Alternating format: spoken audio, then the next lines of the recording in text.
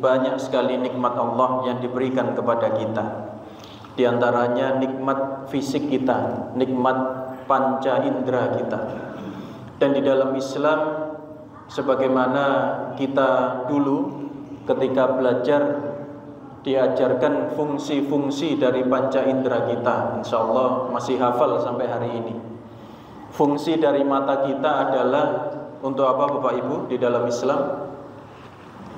Fungsi mata untuk melihat. Nggih, kurang lengkap. Nggih. Di dalam Islam fungsi mata di dalam Islam adalah untuk melihat yang baik-baik. Tinggal sedikit tambahannya. Jadi fungsi mata kita di dalam Islam diajarkan untuk melihat yang baik-baik. Berarti kaki kita itu fungsinya adalah untuk berjalan ke tempat yang baik-baik. Jadi ini yang harus kita ingat juga. Ini adalah bagian dari nikmat yang diberikan Allah kepada kita, bahwa apa yang menjadi nikmat ini semuanya adalah milik Allah, dan kelak Allah akan memanggilnya kembali. Segala bentuk kenikmatan tubuh fisik yang kita rasakan juga kelak akan dimintai Allah pertanggungjawaban.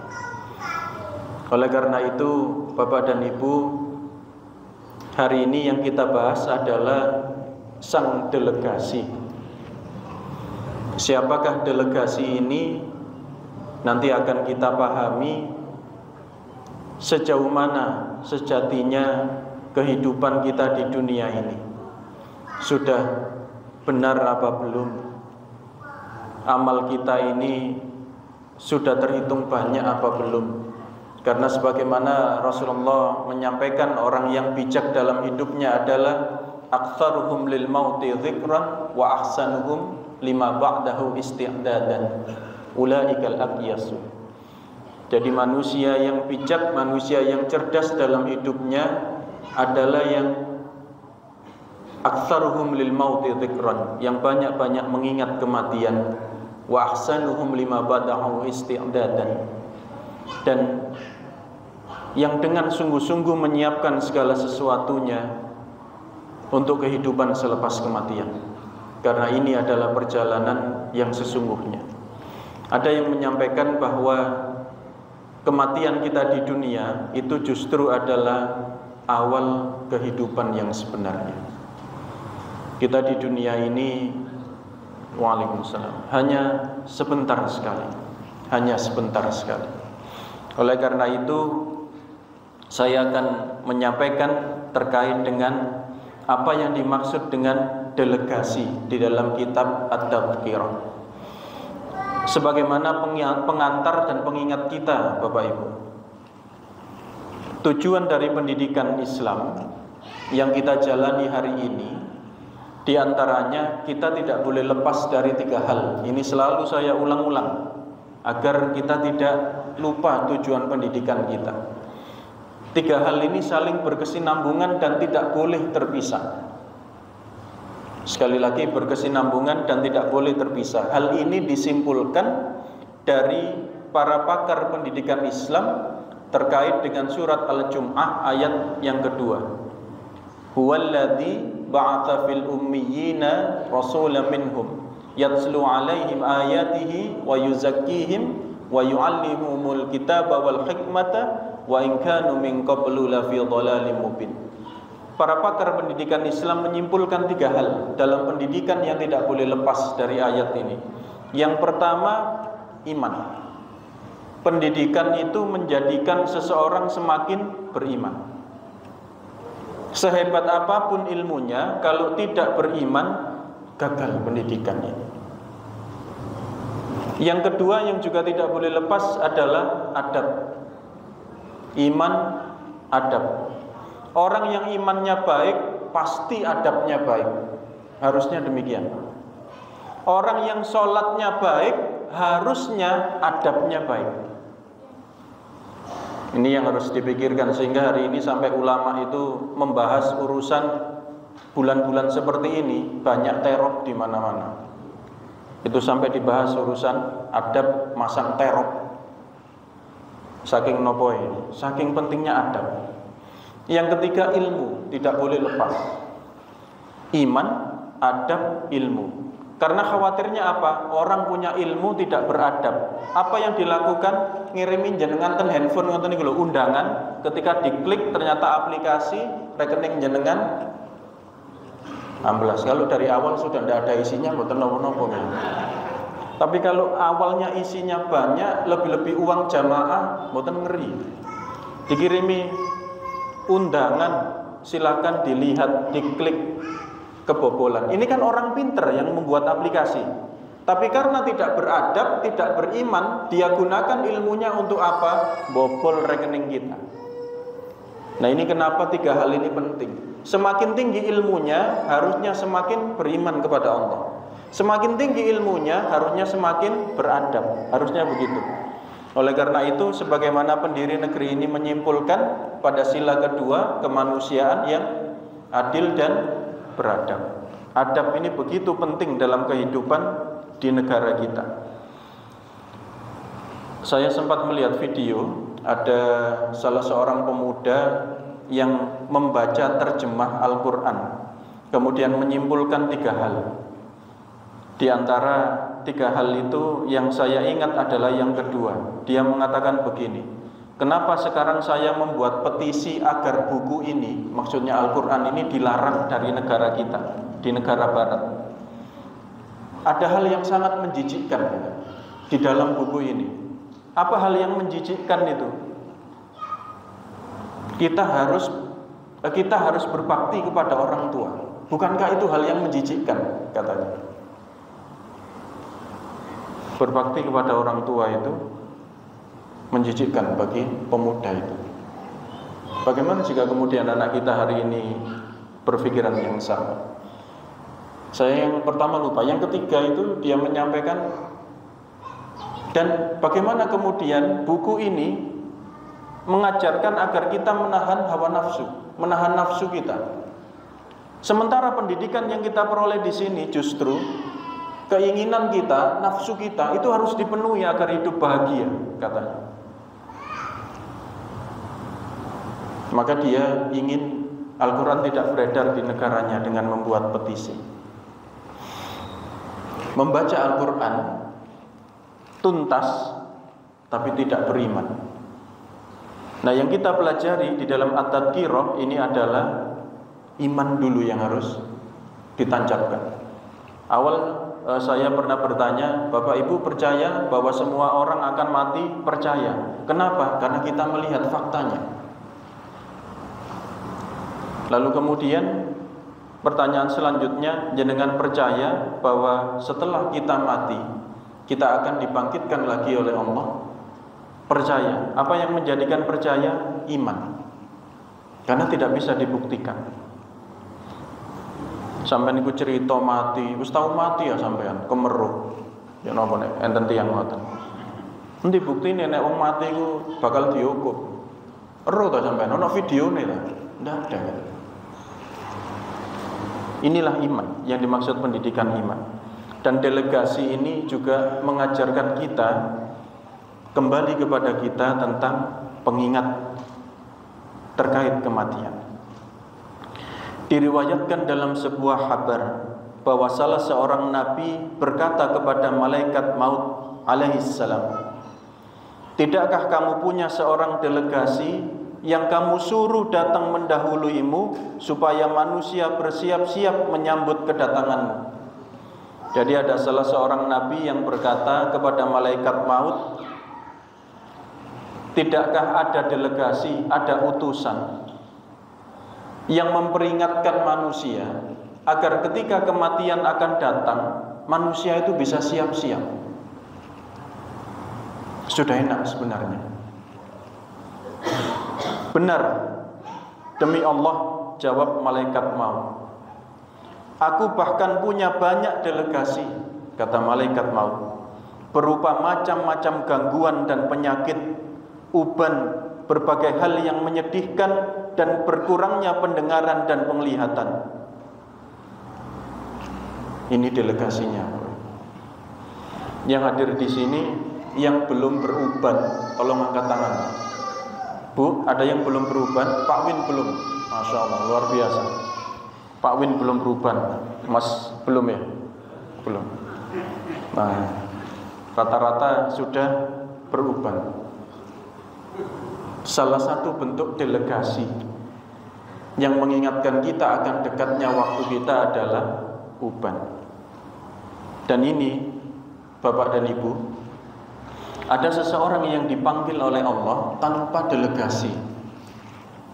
Nah ini, ada yang dipanggil oleh Allah dengan delegasi terlebih dahulu, ditunjukkan terlebih dahulu. Dan kita tidak punya syarat seseorang untuk dipanggil kembali oleh Allah. Syarat meninggal harus berusia 63 tahun, tidak ada. Syarat meninggal tidak pernah olahraga, tidak pasti juga. Yang sepak bola di lapangan tiba-tiba meninggal juga ada. Yang menjaga kesehatan, menjaga makanan, berangkat lebih dulu juga ada.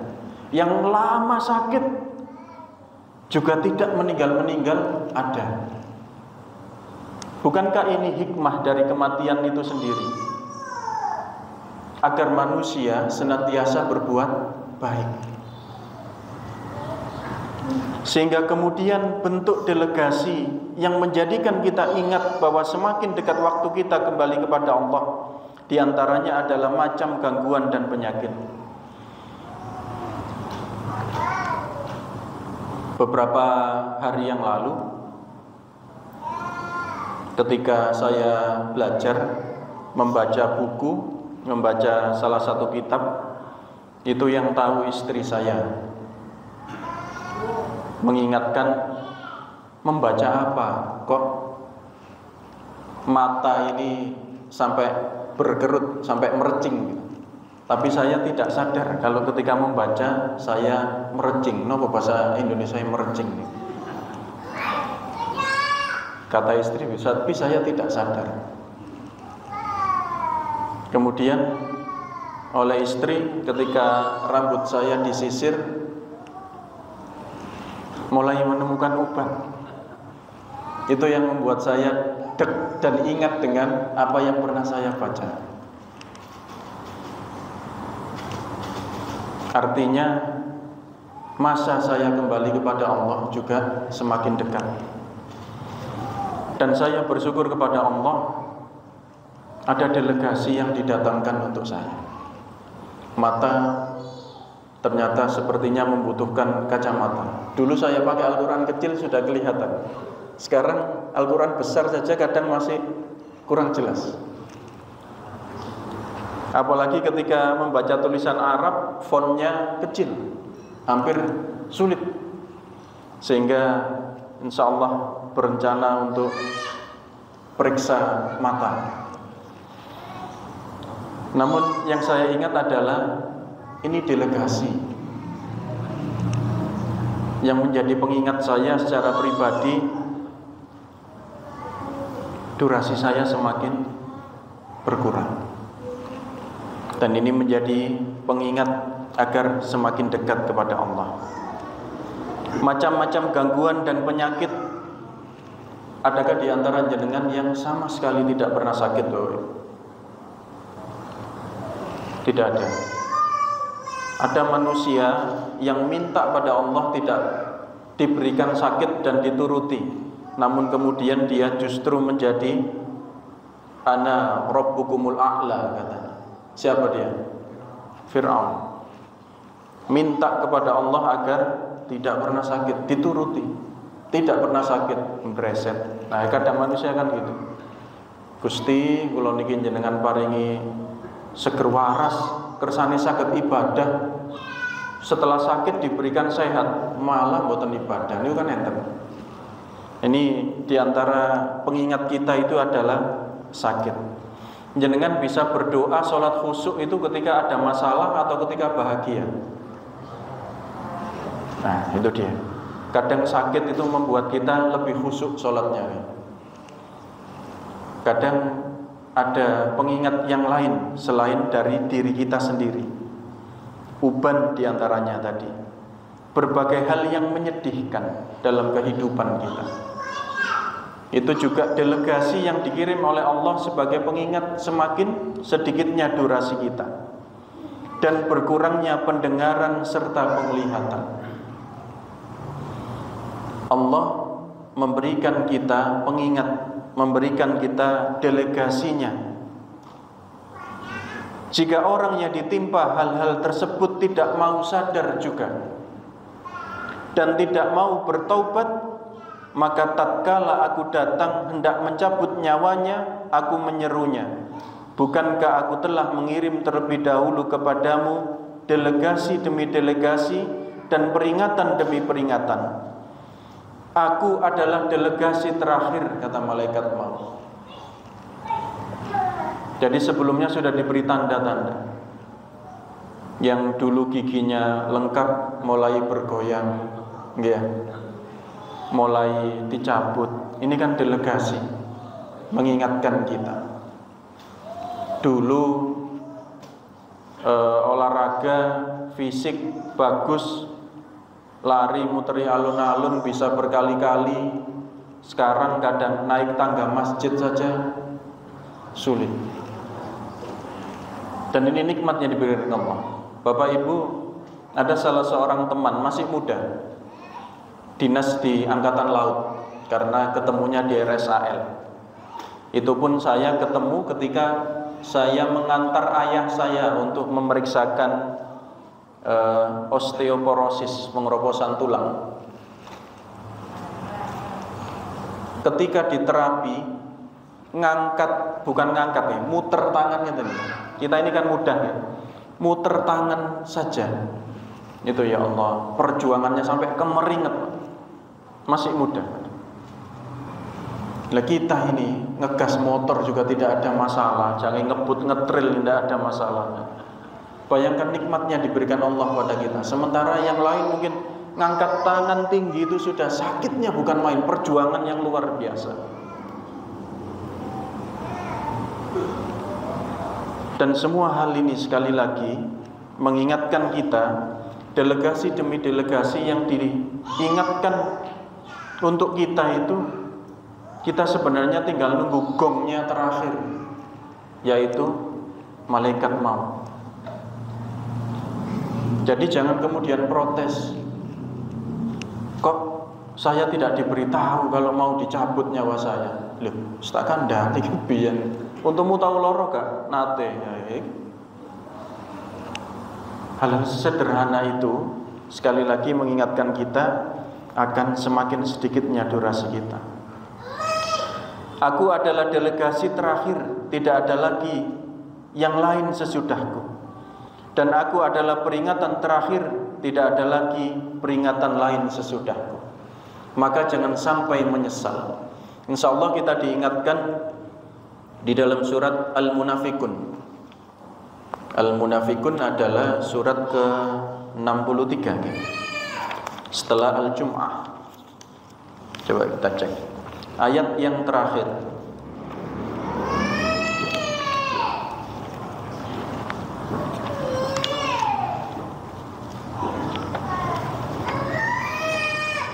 Oh, okay, betul. Bisa dibacakan terjemahnya?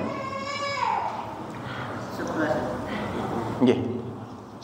Dan Allah sekali-kali tidak akan menangguhkan kematian seseorang apabila datang waktu kematiannya.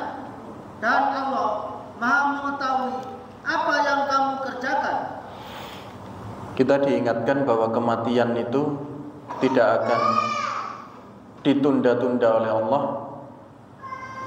juga tidak akan dipercepat oleh Allah. Semua itu adalah keputusan dari Allah Subhanahu wa ta'ala apabila waktu kematiannya telah datang. Namun yang menjadi persoalan kita hari ini adalah ketika waktu tersebut datang, jangan sampai di ayat yang ke-10 itu terjadi pada kita. Ayat yang ke-10. Dan belanjakanlah sebagian dari apa yang telah kami berikan kepadamu sebelum datang kematian kepada salah seorang di antara kamu. Lalu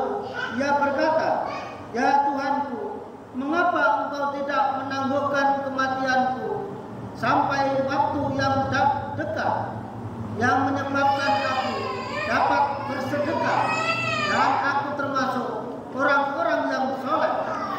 Wa anfiqu mimma razaqnakum min qabli an ya'tiya ahadakumul maut fayaqula rabbi laula akhartani ila ajalin qarib fa asaddaqa wa akum minas solihin. Dia berkata, Rabbi, Tuhanku, laula akhartani, mengapa tidak engkau tangguhkan aku ila ajalin qarib, sampai masa yang dekat. Dia menyesal, fa asaddaqa wa akum minas solihin, sehingga aku akan bersedekah dan aku akan menjadi termasuk dari orang-orang yang soleh. Tapi apakah kemudian bisa dihidupkan kembali? Tidak. Penyesalan tinggal penyesalan. Berharap dihidupkan kembali agar bisa menjadi orang-orang yang soleh, bisa bersedekah. Namun semua itu sekali lagi hanya tinggal penyesalan, tidak ada yang bisa dilakukan. Oleh karena itu, sementara saat ini delegasi yang dikirimkan kepada kita itu sebagai peringatan, maka ulama mengingatkan ketika berpikir untuk melakukan kebaikan jangan pernah ditunda. Misalnya, karena setan itu akan menggoda dengan menunda, Pak. Menunda dulu sampai kemudian jenengan lupa dan tidak jadi melaksanakan. Jenengan akan infak misalkan, akan infak di masjid. Terus engko ae wis nang masjid pinggir Roma ya. Sampai rumah lupa. Dan banyak kebaikan yang kemudian ketika tidak disegerakan akan menjadi hal yang disayangkan.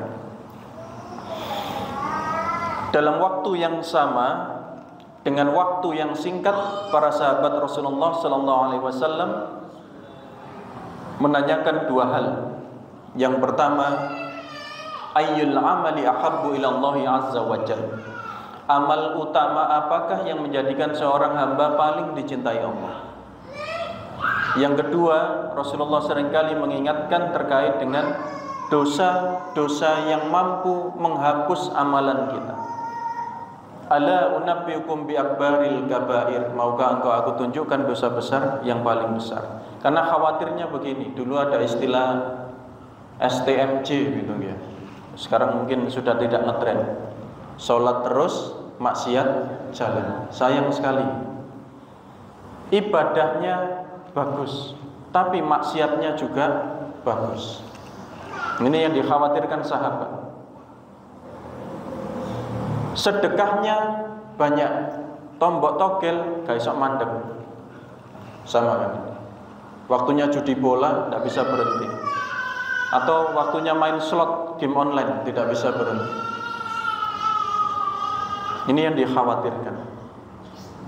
Atau hal-hal lain yang menjadikan amalan kita seperti debu yang tiba-tiba hilang. Alladzina hum yura'un wa yamna'unal ma'un.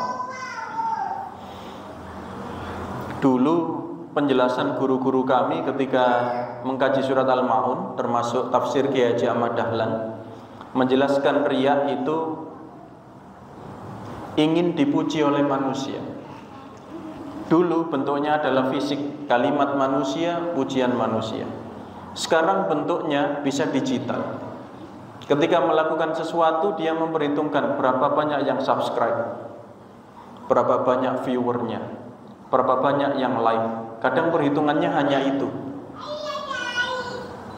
Ini adalah bentuk riya dalam kondisi hari ini. Walaupun tentu kita berhati-hati, ada juga yang menjadikan hal tersebut menjadi tauladan atau contoh bagi yang lain, supaya mencontoh kebaikannya. Ada yang demikian yang mampu menahan dirinya dari berbuat riya.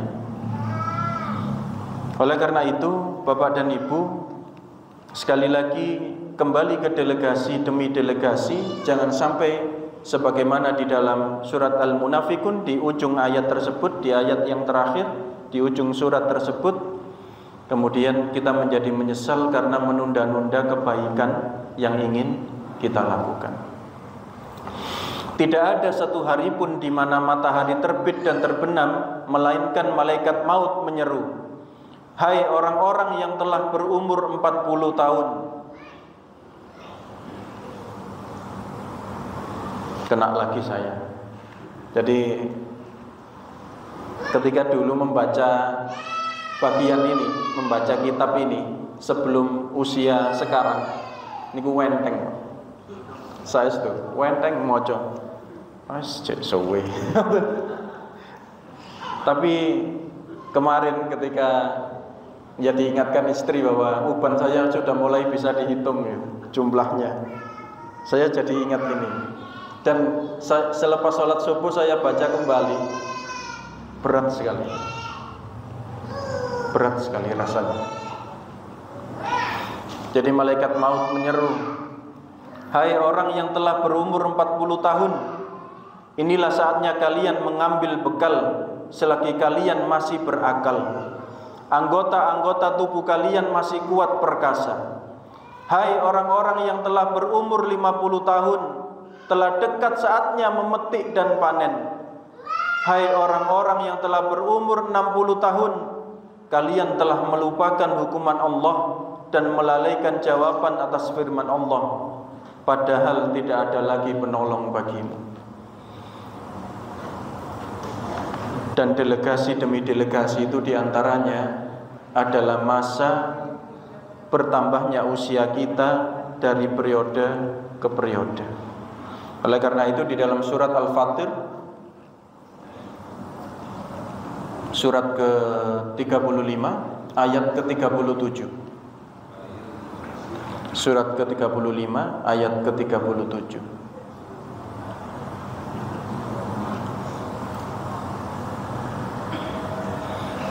Sampun.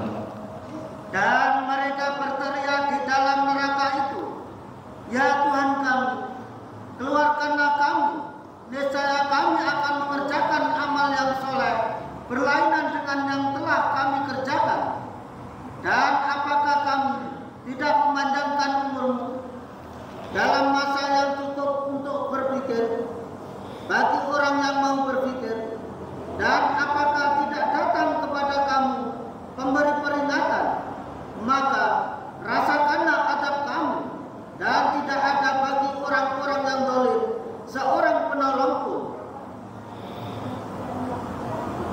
Ada kalimat awalam nu'ammirkum ma yatadhakkaru fihi man tadhakkara wa ja'akumun nadhir.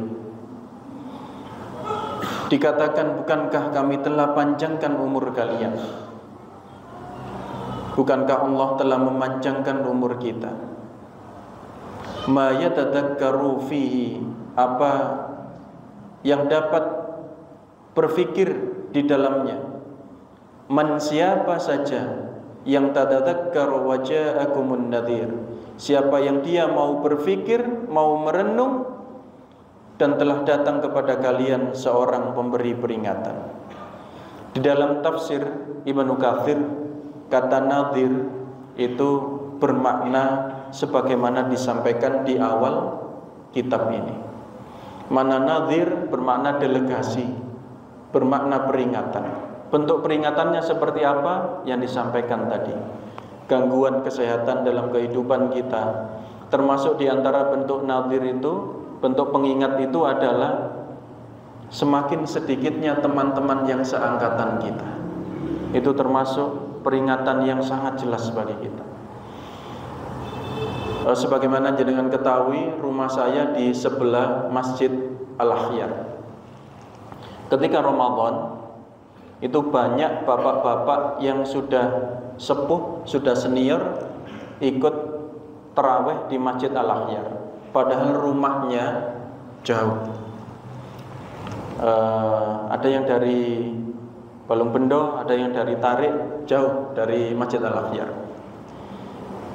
Dan ketika beliau bercerita dengan pengalaman hidup beliau, Salah satu yang menjadi pengingat saya adalah aku loh sholat nang masjid pinggir omahku loh. Wis gak ketemu kanca-kancaku. Nek aku nang kene cek ketemu sampean-sampean. Lah aku nang kono wis gak kenal kabeh. Kancaku wis gak ono kabeh. Itu nadir, pengingat kita.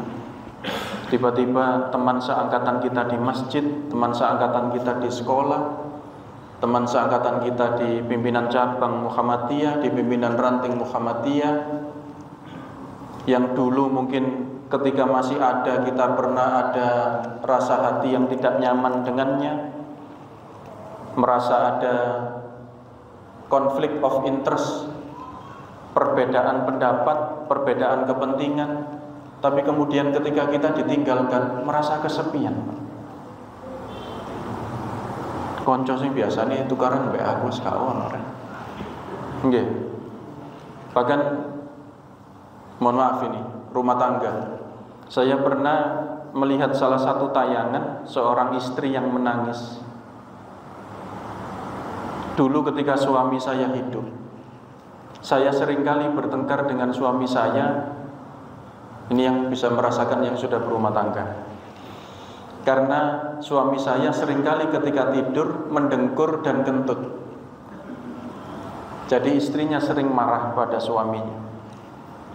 Tapi setelah suami saya meninggal, yang saya rindukan dari suami saya adalah suara mendengkur dan suara kentutnya. La haula wala quwata illa billah. Ini yang diantaranya kita diingatkan sebagai muslim, tidak boleh membenci sesuatu secara berlebihan. Kita tidak boleh mencintai sesuatu secara berlebihan. Karena inna lillah wa inna ilaihi raji'un. Dan pengingat-pengingat ini, Bapak dan Ibu, sekali lagi, kemarin salah seorang pengurus Masjid Al-Akhyar, Aba Muhammad Toha, sakit beberapa waktu. Delegasi itu sudah dikirimkan, beliau jatuh ketika berdagang, kemudian sakit sehingga cukup lama tidak bisa ke masjid, dan Allah memanggilnya kembali. Yang paling mampu merasakan adalah teman-teman seangkatan Aba Toha, Aba Hudan, Aba Nursal yang sama-sama senior. Kenapa? Karena semakin berkurang. Dan Idul Adha ini yang biasanya Aba Toha ini mandegani ketika Idul Adha, urusan daging dan sebagainya, Idul Adha ini sudah tidak ada. Dan kita takmir merasakan benar. Dan delegasi demi delegasi itu diantaranya adalah waktu sebagai pengingat kita. Demikian disebutkan oleh Abul Faraj Ibnul Jauzi dalam kitabnya, bahwa delegasi demi delegasi itu mengingatkan kita. Allah telah banyak memberi kesempatan kepada kita untuk meminta maaf kepada seseorang yang dia tangguhkan ajalnya hingga mencapai umur 60 tahun. Kata Adzara fil amri, artinya sangat banyak memberi kesempatan meminta maaf, yakni memberi kesempatan meminta maaf seluas-luasnya. Pemberian kesempatan terbesar kepada Bani Adam adalah berupa diutusnya Rasul. Dengan begitu sempurnalah alasan untuk menghukum atas kesalahan dan kelengahan mereka.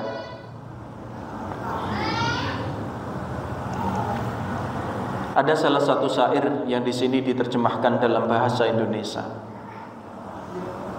Kenapakah kamu masih bercanda sementara peringatan telah datangi kamu, dan jaring kematian begitu juga telah sangat dekat menghampirimu. Sungguh di saat kematian tiba, ada sekarat yang kita rasa. Maka waspadalah jika ia tiba, karena dokter pun tidak bisa berbuat apa-apa. Bapak dan Ibu, di dalam salah satu bab kitab At-Tadhkirah ini menjelaskan tentang begitu tersiksanya ketika sakaratul maut. Begitu menyakitkannya ketika sakaratul maut.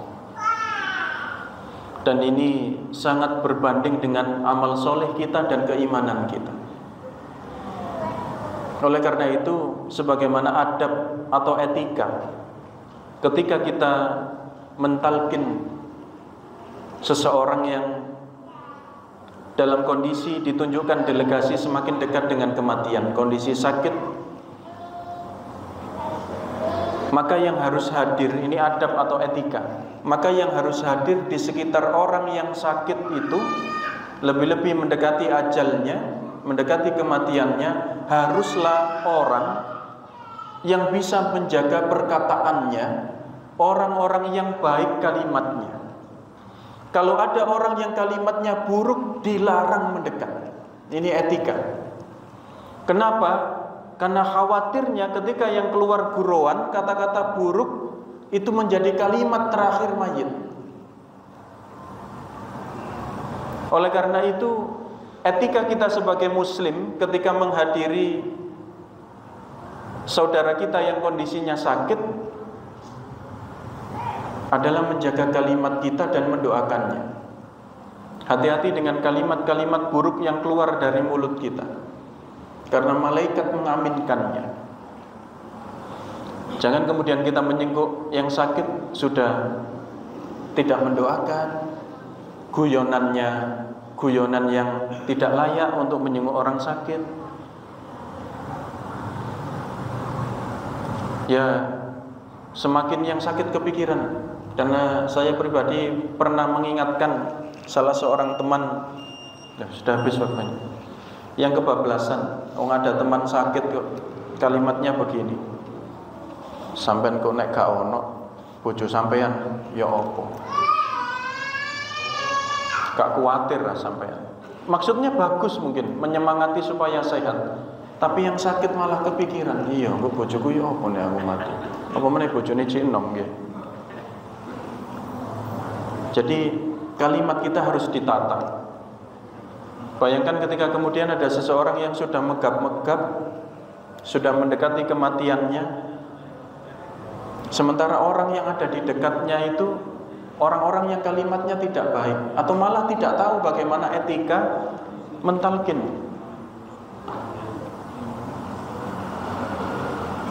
Ini adab, ini juga sangat penting.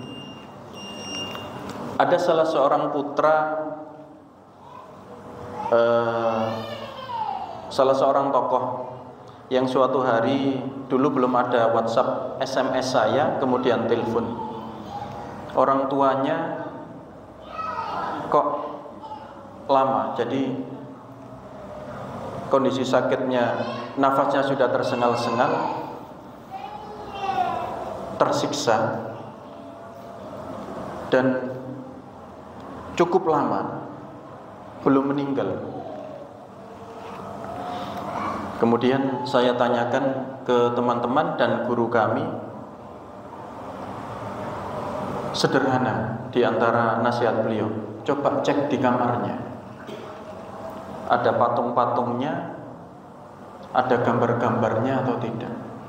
Ya, ini bentuk adab, menjaga etika kita agar dimudahkan oleh Allah. Wallahu a'lam. Ternyata memang ada foto besar di dalam kamar. Kemudian ada juga beberapa patung oleh-oleh dari tempat wisata. Disingkirkan semua dari kamar. Hitungan menit, kemudian kami dikabari beliau sudah kembali kepada Allah. Ini adab etika juga diperhatikan terkait menempatkan seseorang ketika kondisinya seperti itu. Ini yang juga diingatkan, kenapa memilih rumah sakit pun jadi penting bagi seorang mukmin. Karena khawatirnya demikian. Kondisi semacam itu mendekati kematian, ternyata tidak di rumah sakit Islam. Yang merawat siapa? Yang mentalkin siapa? Yang mengajarkan kalimat la ilaha illallah, menyebut Allah siapa ketika tidak ada yang mendampingi? Wallahu a'lam. Ini delegasi belum tuntas, baru di halaman pertama. Nanti insyaallah akan kita lanjutkan, dan 30 menit ini semoga meringankan kita bahwa urusan-urusan dunia akan kita tinggalkan semuanya. Sesulit apapun urusan dunia kita akan kita tinggalkan. Senikmat apapun urusan dunia kita hari ini juga akan kita tinggalkan. Kita sama-sama siap-siap, sama-sama menunggu giliran. Aqulu qawli hadza wa astaghfirullah li wa lakum. Assalamualaikum warahmatullahi wabarakatuh.